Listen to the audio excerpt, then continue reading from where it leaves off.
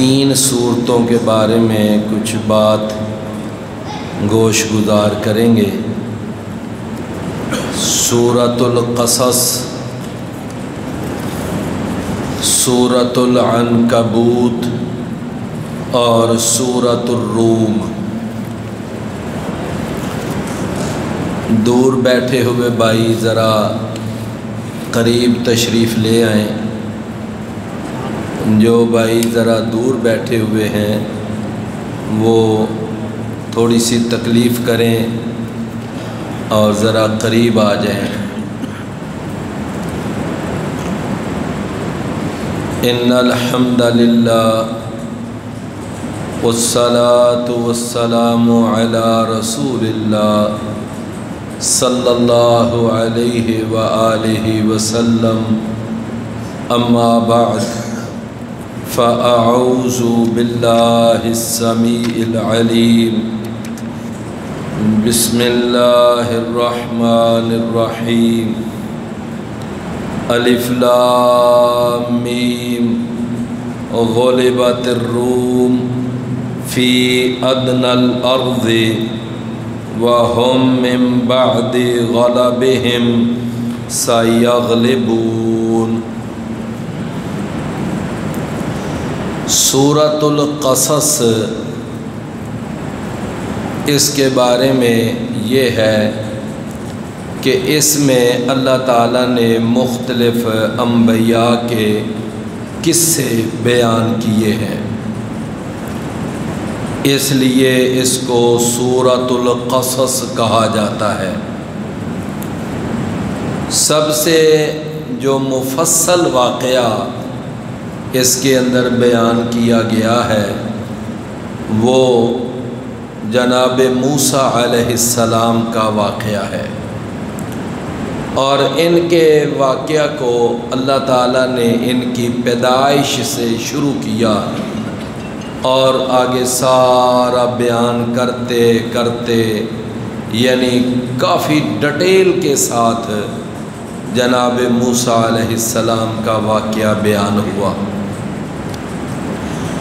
موسیٰ علیہ السلام جو ہیں ان کے بارے میں یہ بات ذرا سماعت فرمائیے گا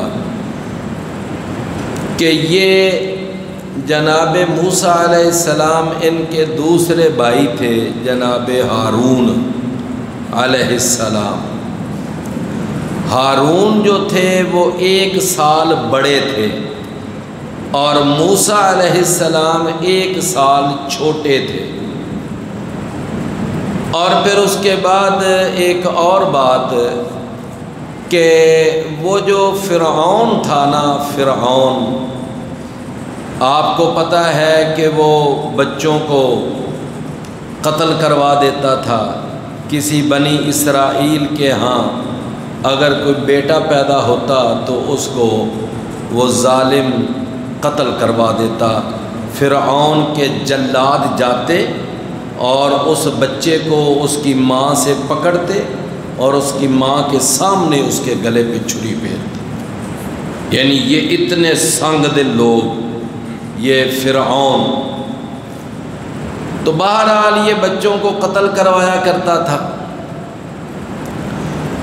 تو ایک دفعہ اس کو کچھ اس کے وزیروں مشیروں نے مشورہ دیا کہ جس طرح تو بچوں کو قتل کروا رہا ہے تو ایک وقت آئے گا کہ یہ بنی اسرائیل کی نسل ہی ختم ہو جائے گی، تو پھر ہم کیا کریں گے؟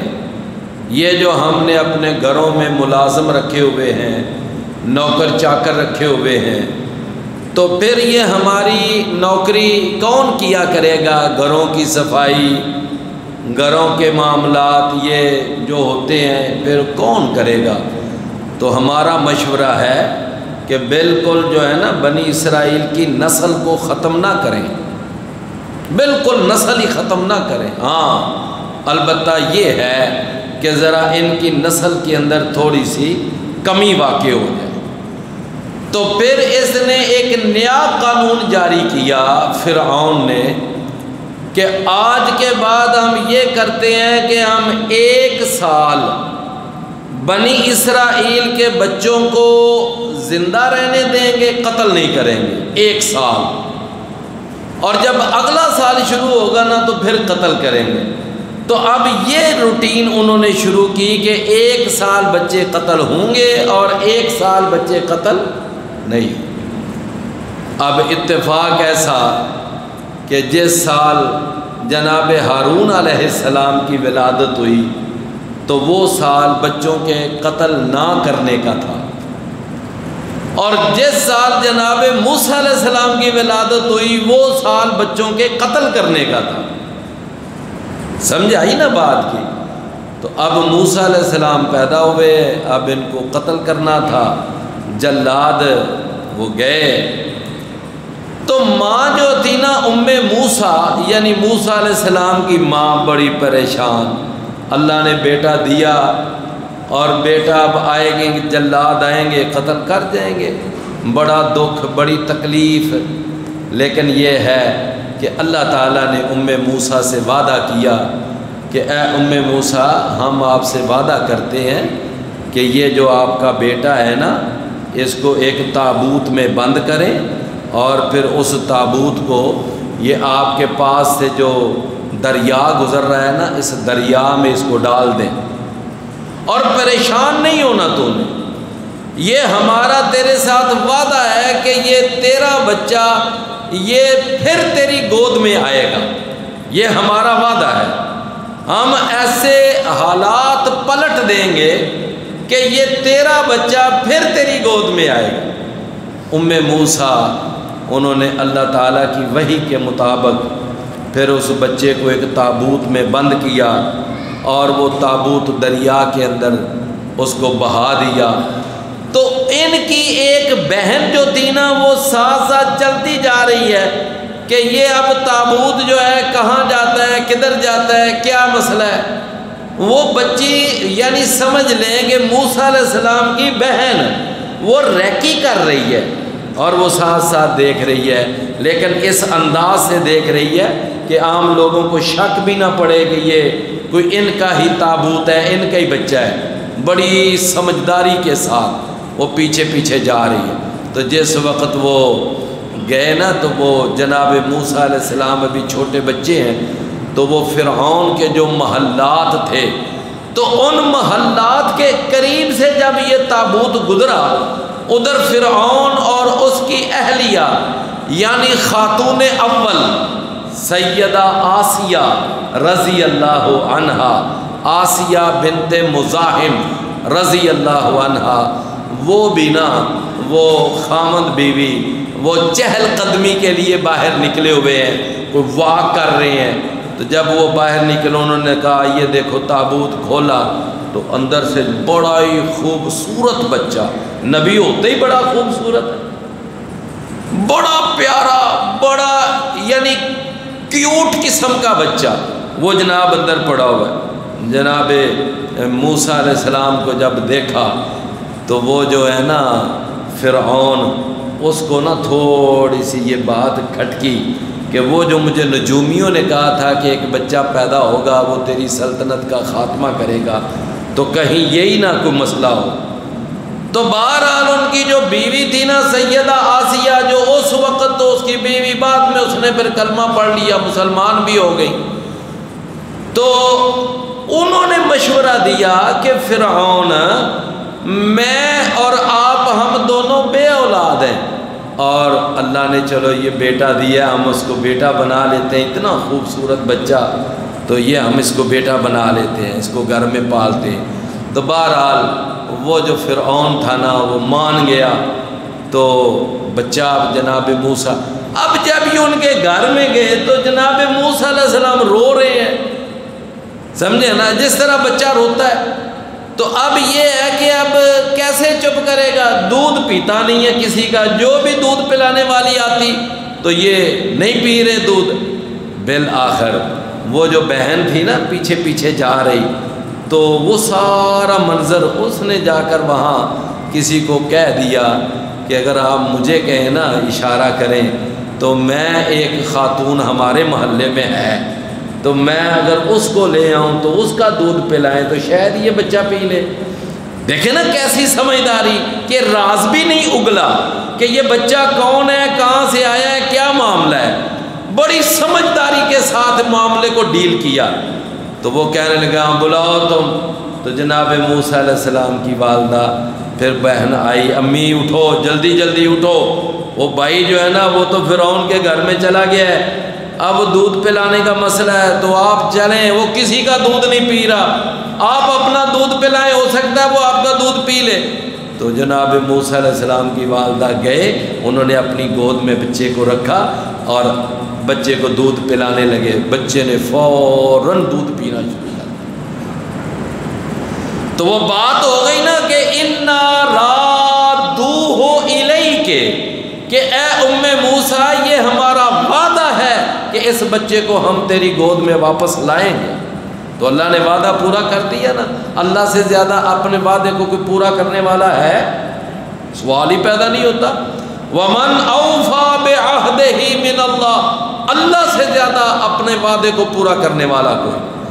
بالآخر ہمارے نبی کریم صلی اللہ علیہ وسلم نے نا ایک بڑی خوبصورت بات بیان کی، جب یہ واقعہ آپ نے بیان کیا نا صحابہ کے سامنے، آپ نے فرمایا دیکھو موسیٰ علیہ السلام کی ماں کے بھی کیا وارے نیارے کہ وہ بچہ اپنی ہی ماں کا دودھ پی رہا ہے اور ماں اپنے ہی بچے کو دودھ پلا رہی ہے، اور ادھر یہ کہ باقاعدہ فرعون کے سرکاری خزانے سے جناب موسیٰ علیہ السلام کی ماں کی تنخواہ بھی شروع ہو گئی کہ یہ جناب باقاعدہ اس کا وظیفہ، اس کی تنخواہ، سیلری وہ بھی شروع ہو گئی۔ کیسی بات ہے کہ اپنے ہی بچے کو دودھ پلا رہی ہے اور سرکاری خزانے سے تنخواہ بھی لے رہی۔ تو بہرحال جناب موسیٰ علیہ السلام اب بڑے ہو گئے، اس گھر میں پرورش پا رہی ہیں، جوان ہو گئے۔ تو ایک دفعہ دیکھا دو آدمی لڑ رہے تھے، ایک بنی اسرائیل کا تھا، ایک قبطی تھا، تو دونوں کو نا انہوں نے مطلب چھڑانا چاہا، لیکن وہ جو قبطی تھا نا فرعون کے خاندان کا، اس کو کوئی مکہ ایسی جگہ جا لگا کہ وہ نہ برداشت کر سکا، مر گیا وہ بندہ۔ حالانکہ موسیٰ علیہ السلام کا کوئی قتل کا ارادہ نہیں تھا، لیکن وہ اچانک مر گیا۔ تو موسیٰ علیہ السلام اب پریشان کہ اب کیا بنے گا، لیکن ہوا کیا کہ وہ رات تو گزر گئی، دن گزر گیا، اگلا دن ہوا تو وہی جو بنی اسرائیل کا فرد تھا اب کسی اور سے لڑ رہا تھا۔ تو جب اور سے لڑ رہا تھا نا تو وہ جو یعنی کہ اس نے پھر اس کو پکارا اپنی مدد کے لیے، کہا ادھر آؤ۔ جناب موسیٰ علیہ السلام کہنے لگے تو انہیں روز کا تماشا ہی بنا رکھا ہے، کبھی کسی سے لڑائی کبھی کسی سے لڑائی، یہ کیا معاملہ؟ تو جب اتنا کہا اس کی مدد کے لیے آگے نہ بڑھے تو وہی ظالم جو تھا نا اس نے بید کھول دیا، اس نے کہا یہی ہے وہ کل جس نے بندہ قتل کیا تھا۔ اب موسیٰ علیہ السلام پریشان، لو بھائی کل کا معاملہ دبا ہوا تھا آج کھل گیا۔ موسیٰ علیہ السلام کو پھر پولیس تلاش کر رہی تھی کیونکہ قاتل کی تلاش تھی، وہ قاتل کون ہے؟ تو جناب موسیٰ علیہ السلام پھر وہاں سے نکل گئے اور پھر یہ مصر چھوڑ کر مدین چلے گئے۔ مدین جب گئے تو وہاں پھر آگے وہ دو بچیوں کا، وہ بکریوں کو پانی پلایا، آگے وہ واقعہ اسی سورہ القصص میں ہے، دو بچیوں کی جو بکریاں تھیں ان کو پانی پلایا۔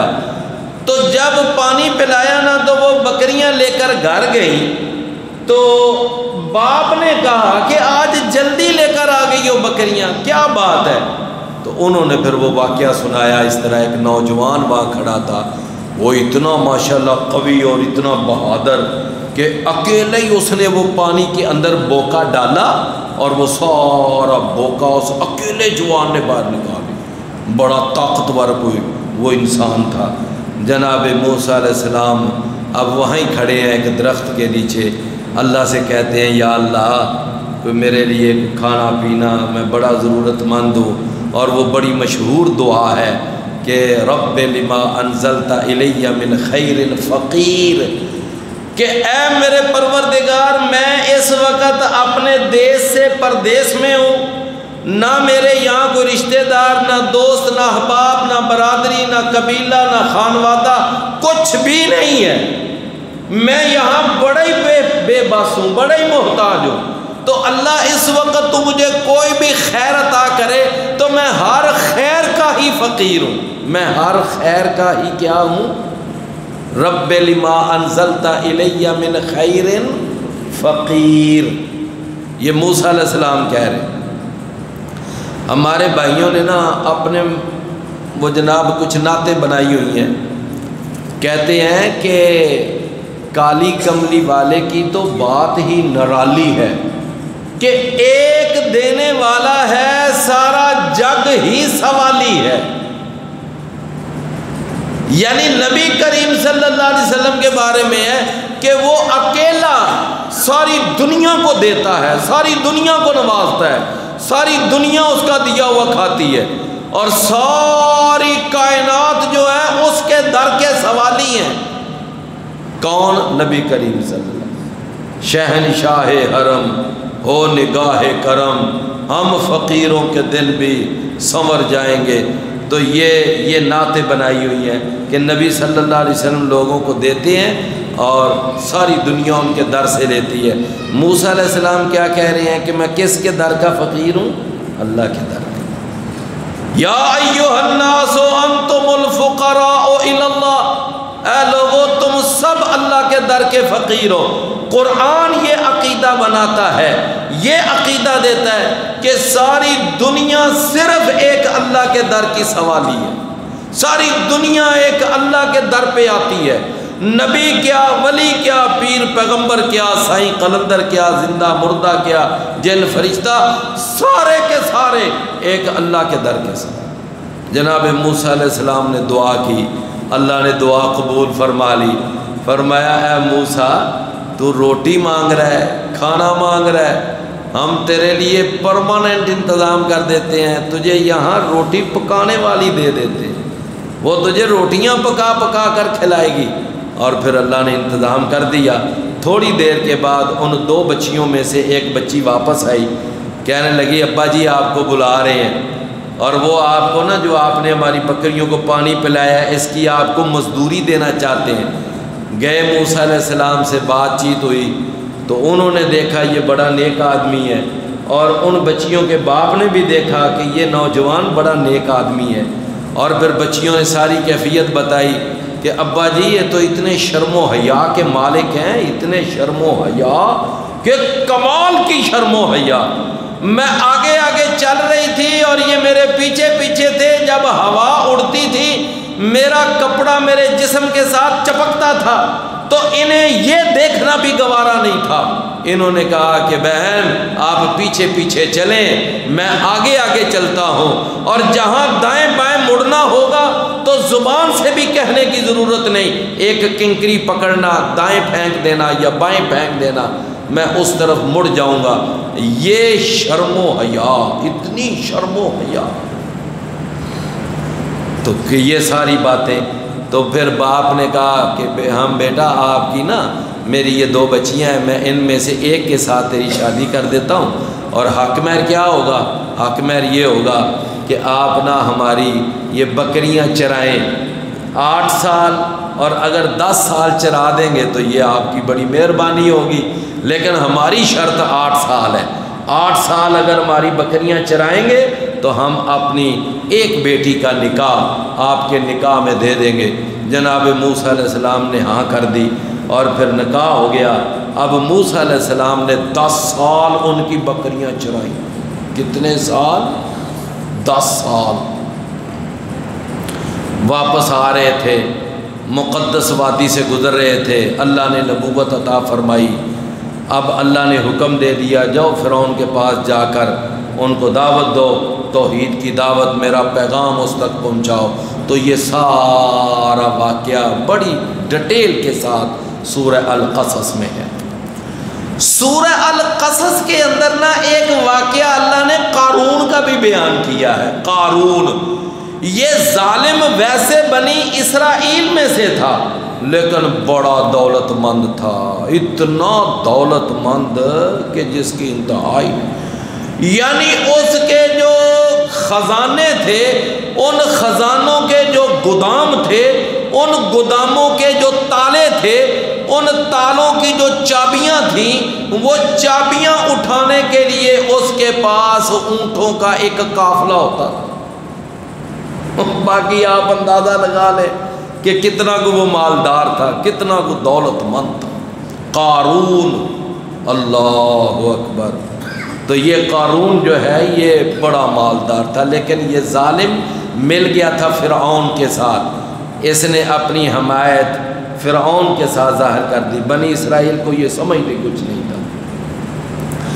بہرحال یہ قارون جو ہے نا، جب نکلتا تھا جناب، آگے پروٹوکول پیچھے پروٹوکول، بڑا سج دج، بڑا کرو فر، بڑی آن شان کے ساتھ یہ نکلتا تھا۔ لوگ دیکھ کر کہتے تھے کاش ہمارے پاس بھی وہ دولت ہو جو قارون کے پاس ہے، ہم بھی اس طرح ٹھاٹ باٹ کے ساتھ نکلیں۔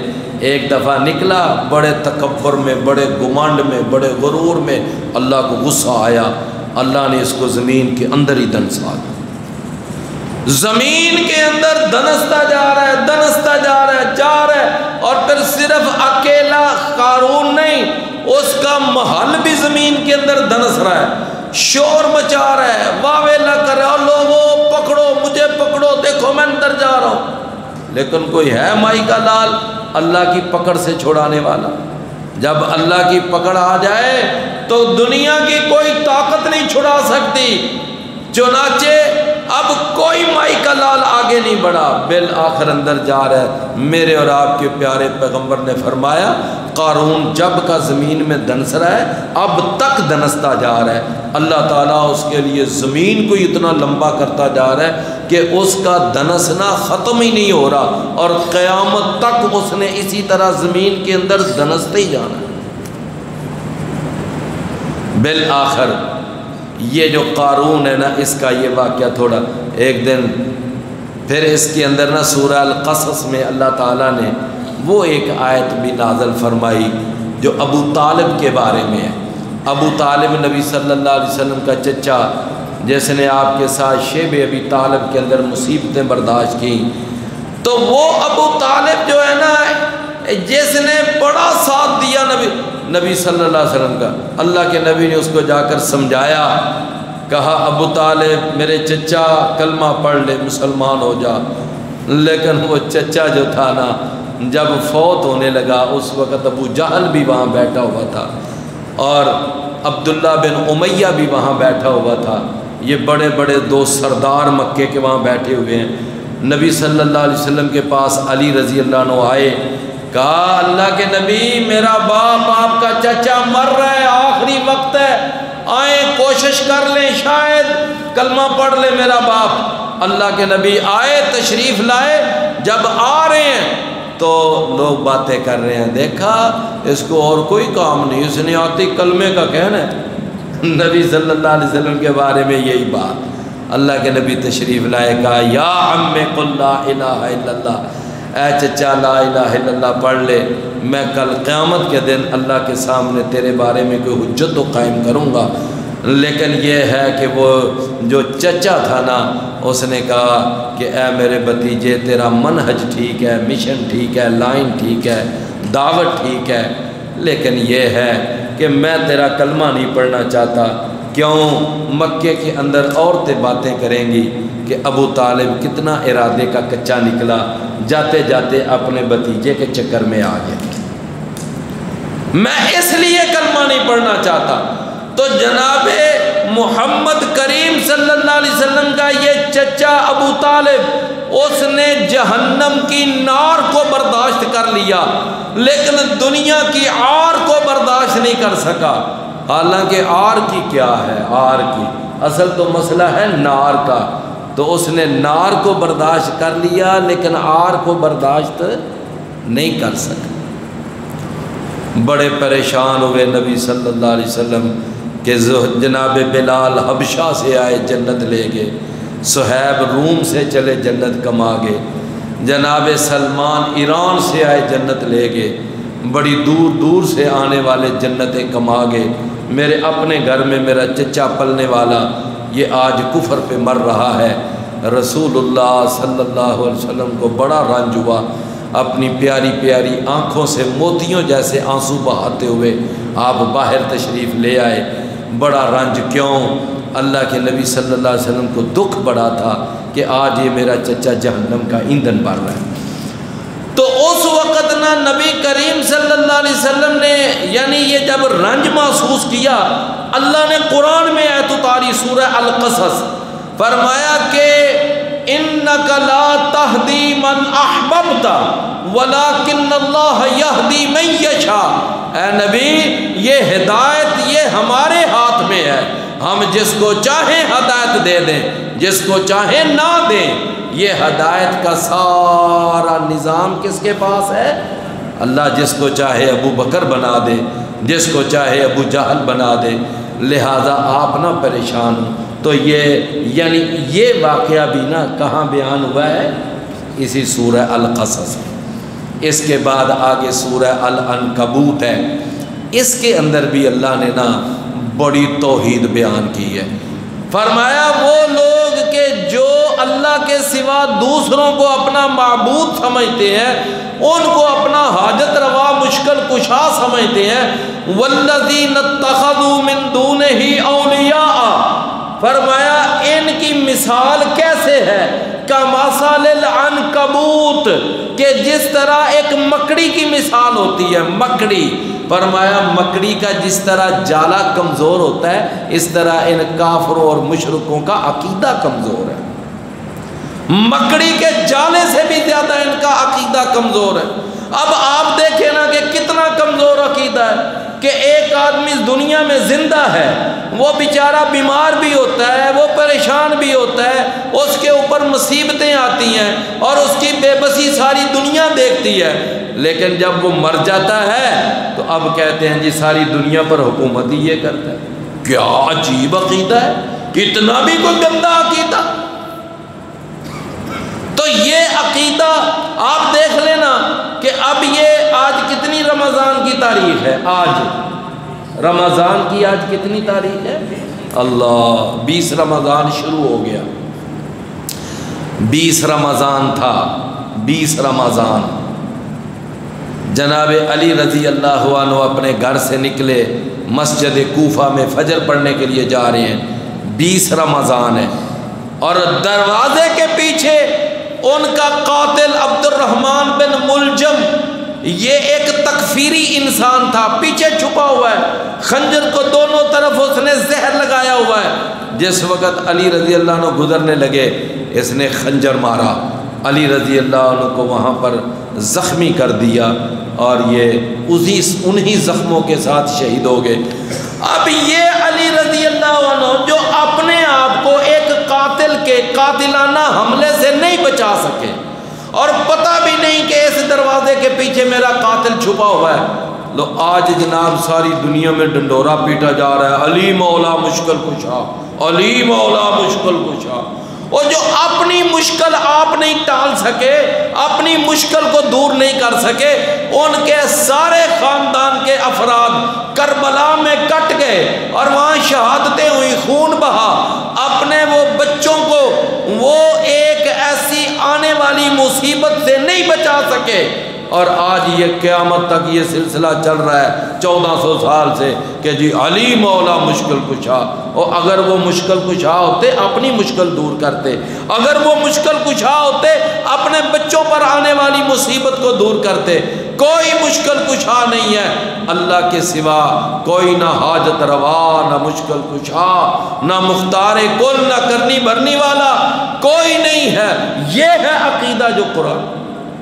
تو یہ جناب انہوں نے جو عقیدے بنائے ہوئے ہیں یہ مکڑی کے جھالے سے بھی زیادہ کمزور ہے۔ سورہ العنکبوت میں اللہ نے ایک یہ آیت بھی نازل فرمائی، فرمایا کہ اگر کسی کے ماں باپ، ویسے تو اللہ کا حکم ہے نا ماں باپ کے ساتھ اچھا سلوک کرو، لیکن اگر کوئی ایسے ماں باپ ہوں جو اپنی اولاد سے کہیں کہ نہیں تم شرک کرو، ہم تمہیں کہتے ہیں شرک کرو، اگر کسی کے ماں باپ اس کو مجبور کرے نہیں تم نے فلاں دربار پہ حاضری دینی ہے، میں تمہیں کہتا ہوں کہ جا کر دربار پہ حاضری دے کے آ، فلاں دربار پہ جا کر تو نے لنگر تقسیم کرنا ہے، وہاں کا جا کر چڑھاوا چڑھانا ہے، یہاں پہ یہ کرنا ہے وہ کرنا ہے، نہیں میرے بھائیو، ایسی بات کبھی بھی والدین کی ماننی جائز نہیں۔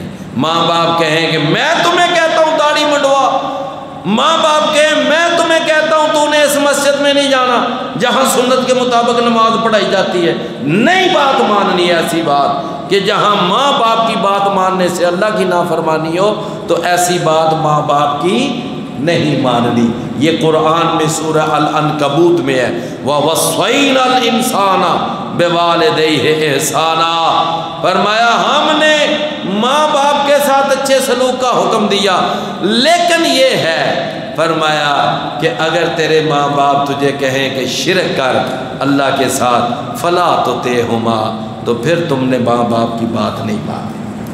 سورہ العنکبوت کے اندر، اور پھر وہ واقعہ ہے نا بڑا مشہور، جناب سعد بن ابی وقاص، ان کی والدہ نے دھمکی دے دی، کہنے لگی سعد میری بات سن، جب کا تو نے کلمہ پڑھا ہے نا محمد صلی اللہ علیہ وسلم کا، مجھے بڑی تکلیف ہے، اور اگر تو نے یہ کلمہ نہ چھوڑا، اپنے باپ دادا کے دین پہ واپس نہ آیا، دوبارہ اسی طرح بتوں کی پوجا نہ شروع کی، تو میں تیری ماں کا اعلان ہے کہ میں پانی نہیں پیوں گی، کھانا نہیں کھاؤں گی، سر میں تیل نہیں لگاؤں گی، کنگھی نہیں کروں گی، میں دھوپ میں بیٹھوں گی، چھاؤں میں نہیں بیٹھوں گی، پورا احتجاج کروں گی، پوری ہڑتال کروں گی، اور یاد رکھ میں مر جاؤں گی تو جب تو یہاں مکہ میں گزرے گا نا کسی گلی میں، لوگ کہیں گے یہ ہے ماں کا قاتل، میں ایسے بدنام کر کے جاؤں گی تجھے، لہٰذا میری بات سن، اپنے نبی کا کلمہ چھوڑ اور باپ دادا کے دین پہ آ جا۔ جناب سعد بن ابی وقاص اپنی ماں سے بڑی محبت کرتے تھے، اور یہ ماں بیٹے کی محبت مکے میں ضرب المثل ہوتی تھی، لوگ کہا کرتے تھے بیٹا ہو تو سعد جیسا اور ماں ہو تو سعد کی ماں جیسی، بڑی محبت تھی جناب سعد کو اپنی ماں سے۔ لیکن ہوا کیا کہ اب جناب سعد رضی اللہ عنہ نے نا پھر اپنا فیصلہ سنا دیا، کہنے لگے اماں جی میری بات سنیں، اگر کوئی دنیا کا مطالبہ کرتی نا آپ، تو ہو سکتا ہے میں آپ کے مطالبے پہ ساری دنیا کو قربان کرنے کے لیے تیار ہو جاتا، مسئلہ ہے دین کا، مسئلہ ہے عقیدے کا، مسئلہ ہے آخرت کا، لہٰذا اب میرا بھی فیصلہ سن لیں۔ آپ نے تو اپنا فیصلہ سنا دیا نا، اماں جی آپ کے جسم میں صرف ایک جان ہے، اور اس ایک جان نہیں نکلنا ہے، اور آپ نے دنیا سے چلے جانا ہے۔ اگر آپ کے جسم میں 100 جانیں ہوتی نا، اور میرے سامنے ایک ایک جان ایک ایک کر کے نکلتی، اور آپ ایک ایک جان کے نکلتے وقت تڑپ تڑپ کر مر جاتی، تو میں آپ کو 100 دفعہ اس سے مرتے ہوئے دیکھ کر میں برداشت کر لیتا، لیکن مجھے رسول اللہ صلی اللہ علیہ وسلم کا کلمہ چھوڑنا برداشت نہیں ہے۔ آپ کی مرضی ہے، کھانا کھانا ہے کھائیں، نہیں کھانا نہ کھائیں، پانی پینا ہے پینا ہے، نہیں پینا نہ پئیں، آپ کی مرضی ہے، میں نے آپ کو فیصلہ سنا دیا۔ اللہ اکبر۔ وہ کہتے ہیں نا کہ ظالم گر گئے سجدے میں جب وقت قیام آیا، جب ڈٹ جانے کا وقت ہوتا ہے تو پھر ڈٹ جانا ہی اصل میں استقامت ہوتی ہے۔ تو یہ اس کے اندر بات آگے سورہ الروم ہے، سورہ الروم، یہ 2 علاقے تھے نا، ایک ایران اور ایک الروم۔ یہ جو روم کے تھے نا، رومی، یہ اہل کتاب تھے، ان کی نبی صلی اللہ علیہ وسلم اور صحابہ کی ہمدردیاں ان کے ساتھ تھیں، اور ان کی بڑی دیر سے جنگ چھڑتی آ رہی تھی، جس طرح یہ آج کا روس اور امریکہ ہے، اس طرح اس وقت بھی یہ 2 سپر طاقتیں تھیں، ایک روم اور ایک ایران۔ تو نبی کریم صلی اللہ علیہ وسلم اور صحابہ کی ہمدردیاں کن کے ساتھ تھیں؟ اہل روم کے ساتھ۔ کیوں؟ یہ اہل کتاب تھے، اور مشرکین مکہ ان کی جو ہمدردیاں تھیں نا وہ تھیں مکے والوں کے ساتھ، چونکہ وہ آخرت کے منکر تھے۔ تو جس وقت یہ جنگ ہوئی نا، جنگ ہونے کے بعد تو مسلمان جو تھے، یعنی وہ اب چونکہ ان کی ہمدردیاں اہل روم، لیکن اتفاق ایسا ہوا کہ وہ اہل روم شکست کھا گئے۔ مشرکین مکہ نے بڑی بغلیں بجائیں، بڑے شادیاں نے بجائے، بڑی لڈیاں ڈالی، بڑے بھنگڑے ڈالے، دیکھا ہمارے حمایتی جیت گئے، دیکھا ہم جیت گئے، ہمارے حمایتی جیت گئے، اس کا مطلب کیا ہے؟ ہم جیت گئے۔ اور مسلمان بیچارے پریشان ہوئے۔ اللہ نے پھر اس صورت میں آیتیں اتاری، پریشان نہیں ہونا، تھوڑی دیر کے بعد یہ دوبارہ روم والے غالب آئیں گے اور یہ ایران والے شکست کھا جائیں گے۔ اور پھر واقعتاً ایسا ہوا، ٹھیک 7 سال کے بعد اللہ نے روم والوں کو پھر فتح عطا فرمائی اور ایران والے شکست کھا گئے۔ اور اسی سورہ الروم کے اندر وہ مشہور آیت ہے کہ زمین کے اوپر فساد پھیل چکا ہے، ظاہر الفساد فی البر والبحر بما کسبت ایدی الناس، کہ فساد پھیل چکا ہے لوگوں کے اپنے گناہوں کی وجہ سے۔ لہٰذا دنیا میں جتنی خرابیاں ہیں، خون خرابے ہیں، یہ سیلاب ہیں، یہ زلزلے ہیں، آندیاں ہیں، طوفان ہیں، ان کے پیچھے انسانوں کے اپنے گناہ ہیں۔ ہمیں اپنے گناہوں سے توبہ کرنی چاہیے۔ اللہ سمجھنے کی توفیق عطا فرمائے۔